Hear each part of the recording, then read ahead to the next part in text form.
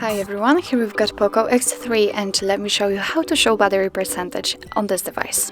So as you can see now, inside the battery icon we've got the exact percentage of the usage. Now let me show you how to find proper settings. Let's tap on the settings. Here we have to tap on the display. Now let's scroll and find control center and notification shade. And here we've got the battery indicator, so let's tap on it. As you can see here, we've got graphically shown options. Now we've got the percentage inside the battery icon, but we can choose only the battery icon or the exact percentage right next to the battery icon. So let me pick this one, for example, and as you can see, it is immediately applied. So that's all. This is how to show a battery percentage in your POCO X3. Thank you so much for watching. I hope that this video was helpful, and if it was, please hit the subscribe button and leave the thumbs up.